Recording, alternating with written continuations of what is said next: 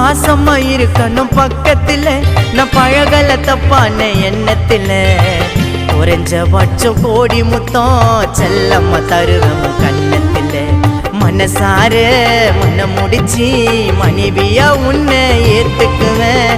பெருமைக்குன்னு சொல்லலடி, உன்னை பெத்தவன் போல நான் பார்த்துக்குவேன்.